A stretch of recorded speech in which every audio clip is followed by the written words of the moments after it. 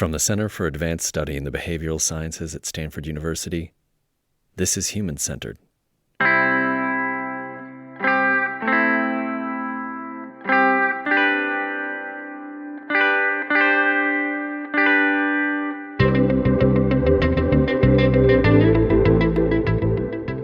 In June of 2019, CASBS, along with Stanford's new Human-Centered AI Lab, partnered with artist Şerife Wong to release Fluxus Landscape, an interactive map displaying the various research, ethics, religious, and governance stakeholders that are engaged in the broader discussion around artificial intelligence.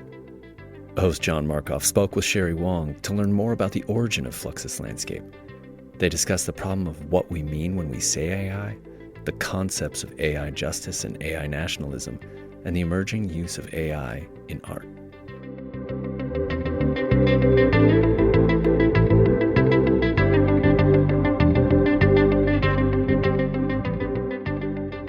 So your project for CASBS was this visual map of sort of the world of ethical AI is the way I saw it. Maybe describe the project as you visualized it. Sure. So I started on the project by making a spreadsheet, right? So I collected what I saw as stakeholders in AI ethics and governance. And I wanted to be as wide of a net as possible to have a large variety of stakeholders. So mostly when you see people do lists or look at collections in AI governance, they look at just a small subset of people, the people who are in power, governments, large research centers. And I wanted to compare things that were as different from each other as possible.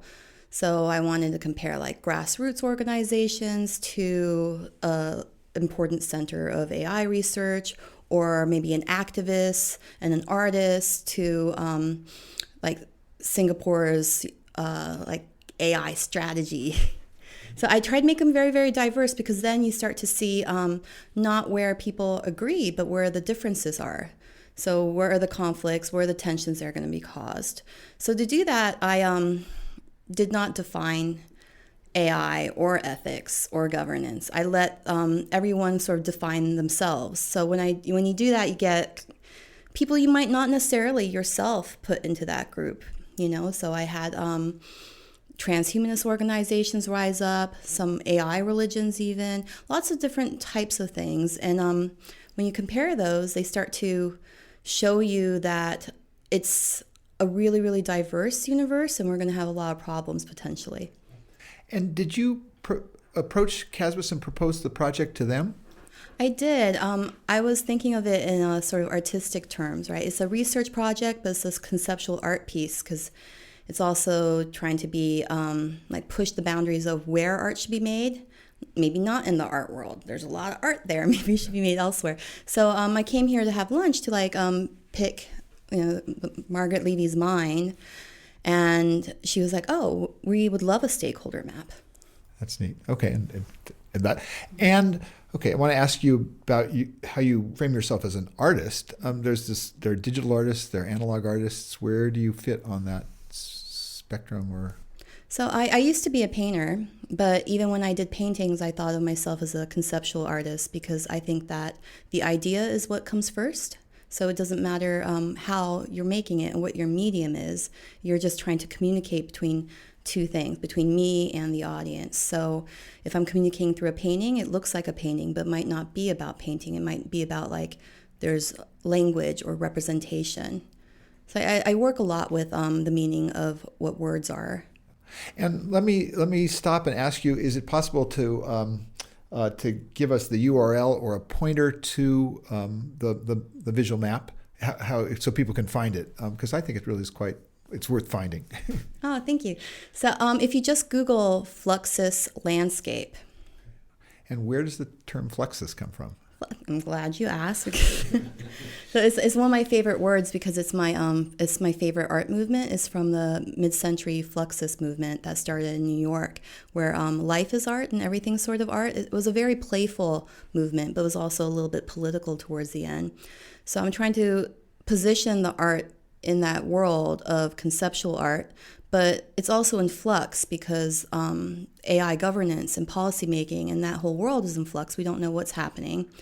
And then it's a landscape because it's a landscape map, but it's also a painting like a landscape. Did you build your tool, or was that tool that you built the Fluxus Landscape in around to populate? So I didn't want to spend time building a tool, and I think that everyone should just be able to make whatever they want. So I used an existing tool called Kumu, which is a very easy network mapping tool that you can just like plug a little node in and then connect other lines to. And you can actually even download my map and make your own map off of it. So it encourages people building off of an existing landscape. Yeah. So my experience in sort of the time I browsed the landscape was, first of all, whoa, there's a lot going on. I mean, I was struck by how much you found. And the next is then I got lost in the detail and sort of diving into little groups that I knew nothing about. Are there other sort of things that you learned from the project about, I mean, you talked a little bit about terminology, and what else sort of was emergent from sort of putting the entire, whatever this subfield is, down on paper or on display? Yes, I think we do have an emerging subfield. I think that out of AI is coming out this like AI ethics movement. And when you look at it, it's not so easy to categorize, because when people say ethics, they mean a lot of different things. And when they say fairness or privacy, they mean a lot of different things. So you have people who don't agree with each other. You have Google on there, and they have several different ethics projects, and they say they work for human rights and they support privacy. But then you also have the Google walkout movement on there, and they're using the same language, and so they're categorized under caring about human rights and privacy, but they might not necessarily like see eye to eye. You also use the term AI justice. I mean, does that sort of frame your perspective in some sense? Is that a good way to identify sort of your intent, and where does it fit? See, that word's interesting for me because it came as a result of doing the research for this project.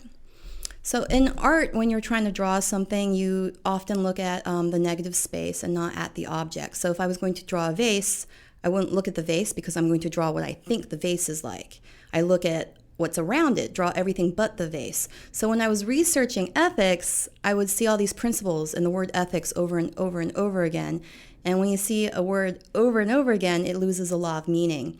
And I would look at these strategies and a lot of different principles that everyone's coming out with. And they didn't seem like they had a lot of meaning after a while, because did anyone change their behavior because they wrote principles? I didn't see any behavior changes. So it wasn't, when you remove the vase or remove ethics in the words, what did you have left? You had like agendas, right? Goals, power. So that's what I was kind of like confused about. So I started switching over into words that were coming from social justice movements, because they have a different sort of history around it and they're not used in the same way. And at the same time this happened, it was what was trending was the co-opting of ethics by like mainstream sort of large companies, and there was a big backlash, the techlash, against using ethics or having ethics boards. Mm-hmm. Mm-hmm. No, you mean, Google in particular. Mm-hmm. Yeah. And so is it possible to, I didn't try this, is it possible to sort your data set by corporations and NGOs, or in some for-profit, non-profit, or if you sorted that way, what would emerge? So the categories are color-coded, and they always sort of remain. And it was difficult, because whenever you categorize things, you have problems with categorization, because you have your own imprint and your own biases. But I categorized into corporations and businesses, nonprofit, so all the think tanks and foundations went under there.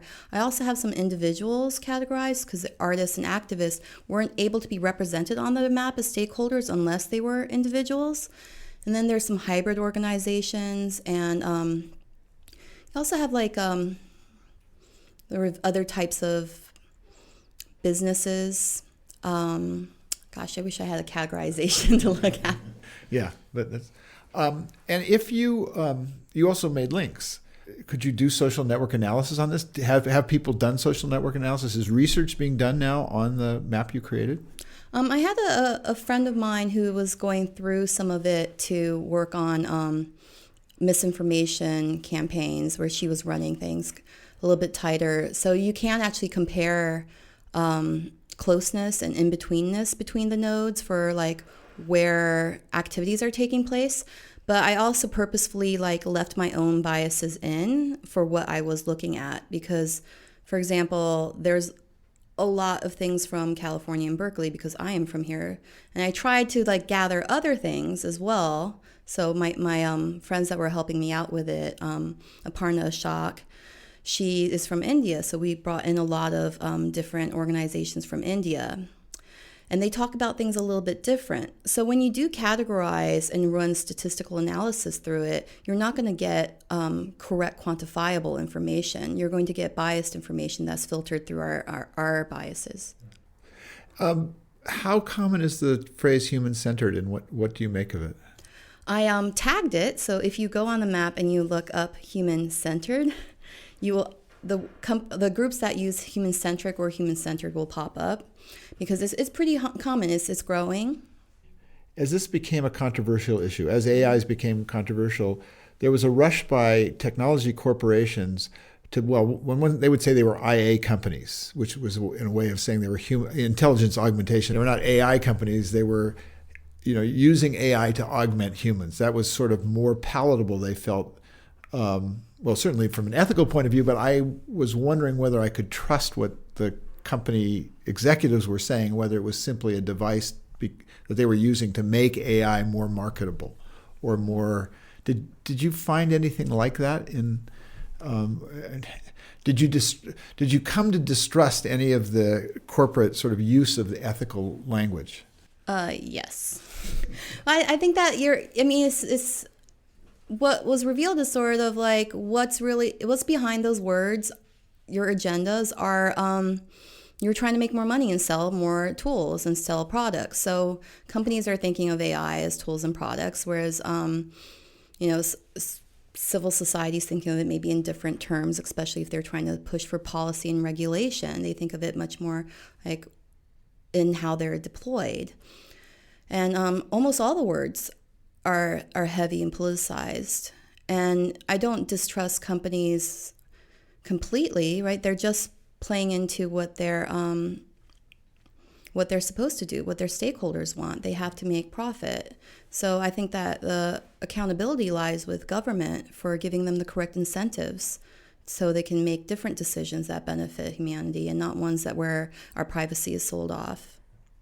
You tag government as well? Are government organizations sort of visible? I did, yeah. Yeah. And the other thing I wanted to ask is, so are you maintaining the project? Is that like a full-time job to just keep up with what's going on? No, I placed a date on it, so it exists as sort of like a time capsule of that time. But I have been sort of following everything because I'm obsessed with the world that's changing around me. And a lot of things have changed since then, which is only like 6 months ago when we published. But you have new emergent themes like AI as an ethical imperative for climate change is a sort of new thing, even though we've always had AI for good, or AI, not always, but AI for beneficial reasons has been a theme. It's an imperative, an ethical imperative to do climate change. And we've seen a rise in AI feminism and more people talking about decolonization of AI. We've also seen a backlash against sort of competing narratives. For example, you have the narrative of surveillance capitalism, you have the narrative of platform capitalism, and also the attention economy. And they're playing with the same ideas, but who they reach and how they talk about the same kind of system is very different. And it's for their agendas are a little bit different and why they're using that language. You're here today at CASBS because of the Berggruen Foundation, and CASBS sponsored this workshop on metaphors in AI.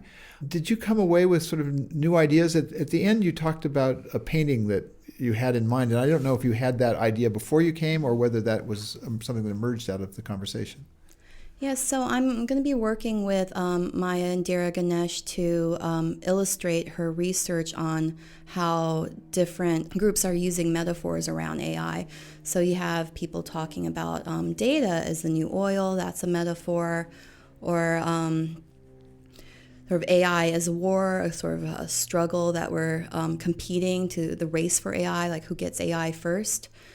AI is replicating how we are, right? Because it studies our data and then spits out more. And it kind of narrows our field of possibility into like, well, replicate the same injustice that you had, replicate the racism in the criminal justice system. It just replicates. Well, that's not how we want to be. Like humans want to be something bigger than that and greater than that. Like what would that look like? And how do we design for more open possibilities that's not fed upon the data that we've created? Are you living and working in what we call Silicon Valley now? I mean, it's kind of an amorphous thing, but the Greater Bay Area, I guess, is sort of conterminous almost with Silicon Valley now. Well, I'm reading the Dow, so I live in Berkeley. And is there? I mean, are you immersed in what sort of an AI culture in a sense because you're around? I mean, there are meetups, there are organizations that you can sort of travel in for ideas, activist groups. I'm deeply immersed. You cannot escape, I think, not being part of the AI, force almost brewing around you. Which, I mean, that's how I came to it. I'm an artist, but I was working in technology at Autodesk at a place called Pier 9 where they work in the sort of the future with lots of robots. Oh, you're an artist at Pier 9? Okay, well, maybe I walked by you and a program manager. Yeah, okay. Are you still there? No. I've gone full-time into doing art and activism on AI. But that's kind of, you can't escape it because everyone's working with machine learning or else they're adjacent to it or they're not and they might just be using the term AI.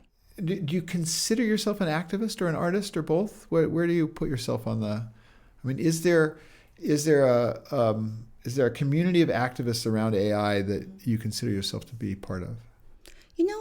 The community is pretty broad and it's everywhere. There's a lot of people because when I first started researching this, I thought to myself like, oh no, what should we do? And like, why isn't anyone doing anything? This is terrible. And the more you stay in it, you're like, oh, there's thousands of people doing things. You just don't know who all of them are. And I'm meeting all these wonderful people, a lot of women, a lot of people of color who are working in AI, who are also trying to like pass laws and policies, and they're informing people. I don't consider myself an activist all the time, except that I am in sort of action. I'm always artist first and foremost, but I think for every artist, you have to sort of be an activist now, because what else are you going to do? Like, the earth is boiling, like injustice is rising. We're in a transition period. Yeah. And if you don't respond to that, you're not going to be able to do your art for much longer. Yeah. I mean, were you at Autodesk when you sort of ran into the reality of the AI, sort of explosion of AI technologies, and that's sort of where you sort of began to look at this? And yeah, I was working with really wonderful creative technologists, and a lot of them work with robots and machine learning and just creative things, and they were doing generative art. And also generative just projects and manufacturing. So if you have a computer that's able to design a car without a human at all, like it's this creative tool. It's like, well, where are you gonna do graphic designers and artists? They're taking our jobs. So I started getting concerned about the future of work. And then that when you start pulling on that thread, it leads to, wait, it's not even the future. What about right now?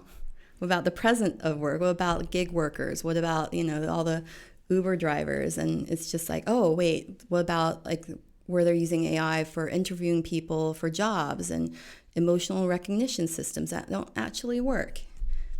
You mentioned generative art. Day before yesterday, I had dinner with a former CASBS fellow, Hector Postigo, And Hector is playing around with GPT-2, which is this interesting language model. He's done some remarkable stuff with it that raises all kinds of questions. The first project he did is he basically took GPT-2, which has now been released to the public, and he fine-tuned it by importing 700 papers written by people in the field of AI ethics. Then seeded it and asked it, the AI, to write about AI ethics. And it came up with something remarkably interesting. I mean, if I sort of stumbled across this in an academic setting, I would think I might have been fooled. But then he tweaked it some more, and he got it to write music. And it wrote fairly believable classical music. And then he gave it, I'm blanking on the name of the particular hip-hop artist. He sort of played with a hip-hop artist, and he's going to talk to the Copyright Office next week. Because we're deeply into this new space. Who gets credit? And have you seen people playing with it? So it's out there. It's great. And what do you think will happen? Well, so my friend Tahir Hemphill, when I was working with him at Autodesk, did a project where he taught an AI like rap music, because he has every lyric possible. So he can feed it, and then it was producing pretty good stuff. Like it was good, and I've seen what GP2 can do, and it's scary. Do you have a sense? So you were talking about the future of work. What about the future of art? Yeah, I mean, in that same I've had a dinner party about the future of art. So here's where I fall on it. So which I'm going to steal my friend Memo Akten, who's a AI artist, his concept. Can AI be an artist? And he's like, well, as soon as I start to care about why an AI did that art piece, then yes. Do you use any? Have you ever experimented using AI as a generative part of your art? I haven't, because I don't. I like to use forms that are really accessible to all people. Because I think everyone is an artist and everyone should be an artist. So I want to unleash that kind of area. But I am looking at it, and I've helped other people on their projects. I've worked with artists on making recipes for dinner parties, where you feed an AI lots of sort of neural network, a bunch of recipes, and spits out dishes that are not delicious at all. They're kind of random, but you cherry pick through it because it was gibberish. But these days it would be probably good recipes. But I don't think of or you can feed pieces of music into AI and you get some good results out of it. A lot of our AI art, though, I don't believe is quite there. It's still a new tool, and I think that needs to mature. There are some artists who are working with it on a conceptual basis, where they have this nuanced understanding of our relationship to it. But you have to be very, very good to use AI in your art, because it's pretty gimmicky still, because it's new. So when you're using a new tool, even if it's VR or AR, if you notice the tool first, because you're like, wow, that's so cool, then maybe it's not the best art. It should just be a vehicle for something else that you're carrying.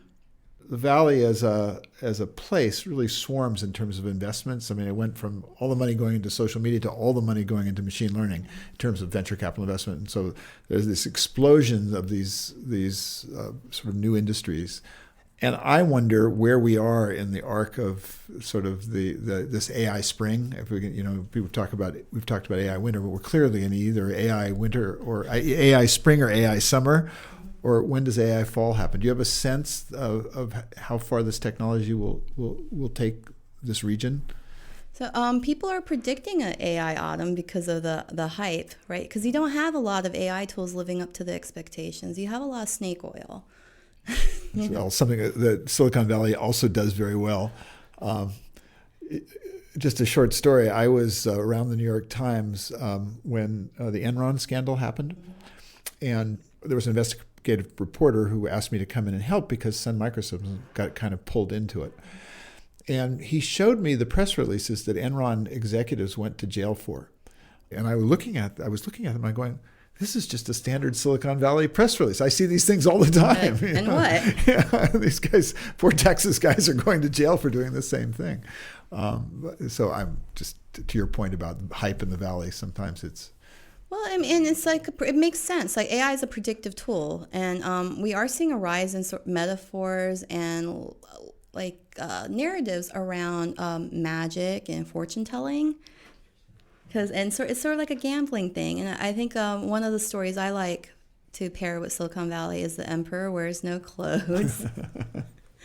Because you're left holding it back. But it's so easy to point fingers too. To be like, oh, look at you guys being so bad. But it's like, well, it's hard to disentangle how all these small parts made that. I mean, and this is your area too, right? Counterculture got together with, all these academics and research scientists, and it gave birth to this beast of a thing. But I think we're seeing a big narrative switch. So I'm not sure what will happen. I mean, I worked at a hedge fund. I'm pretty sure that past performance is no indicator of future performance. But I did learn that the narratives matter for economics. And the narrative that I'm seeing emerge that's pretty recent is a shift to AI nationalism. Interesting. As in China versus the United States? Or? As in, for our battle for AI dominance, it's a point of honor that we must be driving this narrative of AI at all stakes. We must be the ones to get AI. Get what? Like, is there a prize at the end? What is AI that we're trying to get? I thought we were already doing AI according to the press release. But we have to change those narratives, right? We need different stories. Like, nationalism doesn't have to be sort of a nationalistic kind of thing that leads to tribalism and separation. It could, a sense of pride in collaboration. Like, what if it was a collaborative? Because AI is already collaborative. Like, we're pitting like China versus U.S. all the time, and the researchers work together. They're, maybe sometimes we don't want them to because it leads to like greater surveillance and better tools for surveillance. But everything's woven a little bit closer than our stories tell. Yeah, it's interesting that I guess in terms of AI nationalism, I think it was probably distilled by Peter Thiel in the op-ed pages of the New York Times. So he sort of wrote the canonical op-ed piece arguing that we're in this war with the Chinese and we need this dramatic separation between the Chinese and Americans. And the Chinese have made this national commitment to being the dominant, whatever that means, the dominant force in AI by 2030. So that's clearly AI nationalism.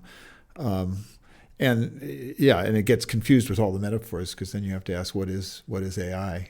Maybe it's just statistics at this point. There's nothing really. Spreadsheet. But even there, we talk about China as this surveillance state, and we are a 2-minute bike ride from Palantir. Yeah. Right. When you point fingers at the other for being bad, it comes right back around, points right to you.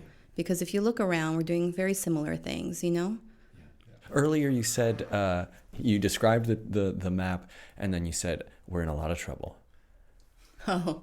And we've talked here, and I think I've pieced together some, but is there any kind of, is there any summary of the trouble we're in or the weather you see in this regard? Yeah, it's so different because when we say AI, we don't have the same language for anything, and I don't know if we need to, right? We've never had this shared language, and we've gotten along through life, and things have gotten a little bit better, perhaps.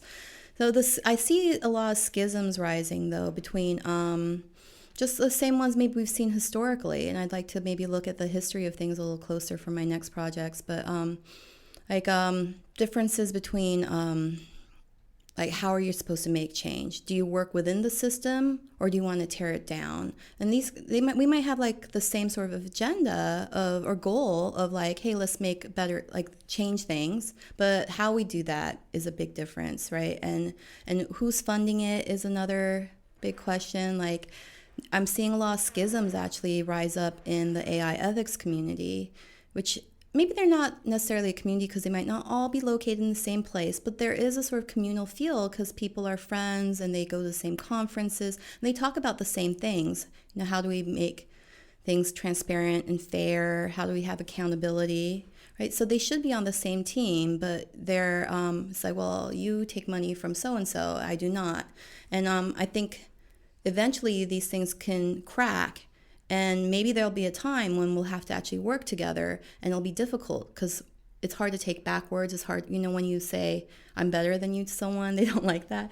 And who wins then? Like, we might have to collaborate a little bit closer. We're going to have to create a sort of policy or a new reality together, and you can't collaborate if you're fighting. And it's all trade-offs anyway, right? You can't have privacy and safety both at the same time. It's a classic lesson from the computer security world, right? Mm-hmm. Yeah. Is there a particular work of art, could be a book, a photo, a painting, a sculpture, that really inspired you to get engaged with this topic, to think about these topics? Oh, is that a question from the blue, or did you look up? Wow, because yes, deeply so. One of my favorite paintings is The Fall of Icarus by Bruegel, and I named a sort. I'm working on a art think tank, sort of like a research. Think tanks are research centers, right? But what if they were art centers made up of artists? That's my idea. So I'm calling it Icarus Salon because of that painting.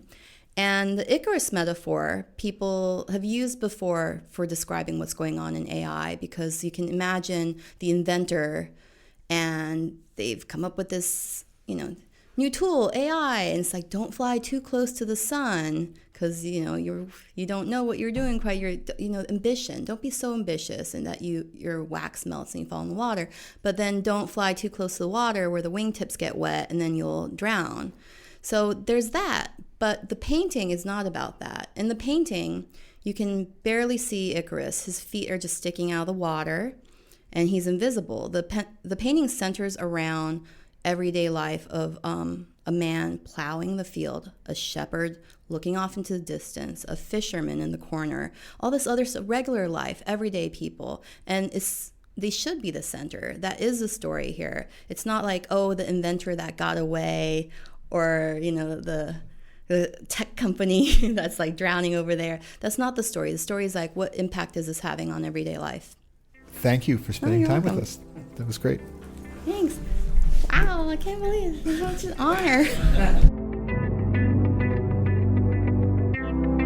That was artist Sherry Wong in conversation with John Markoff about her work titled Fluxus Landscape, which shows the organizations engaged in researching, building, regulating, and thinking about the future of artificial intelligence. There's a link to Fluxus Landscape in the show notes for this episode, as well as links to Sherry's website and the Icarus Salon organization, which she describes as part art production studio, part think tank. Human Centered is a show from the Center for Advanced Study in the Behavioral Sciences at Stanford University, and it is produced by Michael Gaetani and Joseph Monzel. Thanks for listening.